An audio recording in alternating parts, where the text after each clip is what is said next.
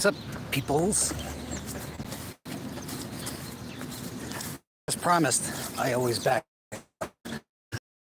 this person who's been running their mouths, because I think it's more than one, has Gaagoots on Horseplot for what, 3 years now, about me, anonymously, like cowards, says if I'm going to say something and call them the C word, say it to their face. So I said, no problem. A few of the other individuals said, yeah, Charlie's only been posting his name, his information, address, phone number for the last 6 months. You know where to find him. So I said, I know what we can do about this. I will be at the monument, center of the village, at noon. Watch the clock tower, Marty! Where is it? When it strikes noon, Gaagoots will appear from the year 1985. So we'll see. I'm here. Now, a couple people actually brought up this thing about Goshen Historic Track. We know the connections there, who runs the joint, who's got their claws in the place, how they operate, how they obtain funds, donations, state, federal grants because it's a National Historic Landmark, New York State Department of Agriculture, you know, because the Goshen yearling sale is held up the street at Mark IV Training Center. But what do all these connections mean? Remember, again, for every dollar into perpetuity, the Harriman family will match, as per E. Roland Harriman, who says they would support the place forever, as long as they whatever perpetuity is, they match every dollar that's donated to Goshen Historic Track. Cool. But there's some really good, hard-working people here in the village of Goshen that don't know the story. Like the gentleman, James Devaney, who owns Gray's, who I visited this morning, and I got him to make a statement, and I'm not going to use that unless he needs it. I said the Chamber of Commerce should alert you to all these things. But I asked him right out, I said, so the proceeds go to the Historic Track to support Historic Track, and he says yes.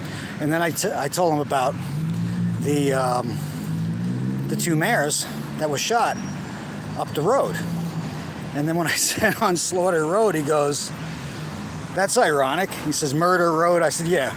This man, nice guy, works his ass off. He's strictly doing catering now. Their food is amazing. Really good. He used to have, well, you know, brick and mortar store, the restaurant over there where the old Clover Knoll was, but like he said, and I agreed because I also had my ex-wife's little shop there. It's noon, by the way.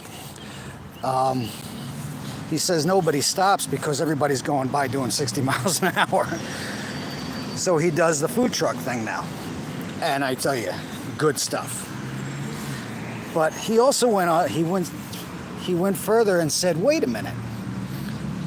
That guy in the business goes in his restaurant a lot, and he's the one that mentioned about this. And he says, it's the only thing he does every year. Who would that be? The big boy, you know, the one that ripped my phone out of my hand. So I said, just FYI, so you know who you're dealing with. That's the person, because I mentioned, do you know Steve Jones? He says, yeah, I know of him. He wasn't really dealing directly with him, probably through the Ladies Auxiliary. But I said, what you're supporting here is a very questionable set of people. I said, if you look into him, what they do, though it may not be illegal, what they've been doing, here's what he does. Here's where he has seats, president of Goshen Historic Track, trustee for the New York State Horse Breeders Development Fund, trustee also for New York Sire Stakes, in control of that money, I said, and then I showed him the video, and he just couldn't believe it. I said, and if you have any questions, that's verified with the New York State Police Troop F investigator Jan Golden. If anybody ever questions him, I said, you have no affiliation. You're doing this for the village. We love the village. We support Goshen Historic Track.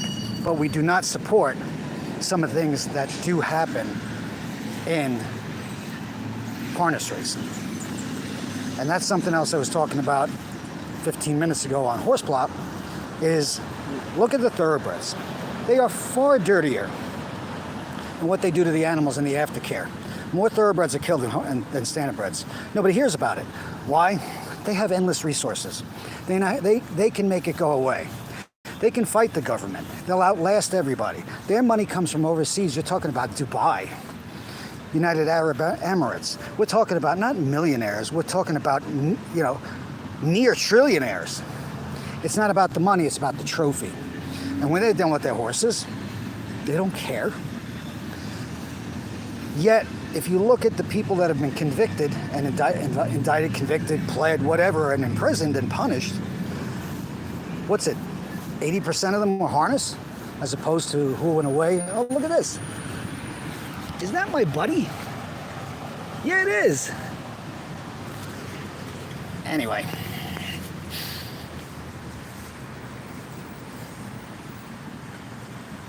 You're punished more. And what I'm trying to do, and I don't think people understand, is you've seen the movement in the last 2 weeks.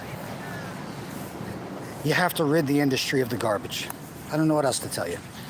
I keep trying to use metaphors, analogies. I'm giving you the ammunition. Now take it and demand that the garbage is gone. We saw a statement yesterday from Standardbred Canada. That's a direct result of what we've done. And when I say we, I mean we, all of us. What I put out there for you, and then the horsemen calling, screaming, emailing, whatever.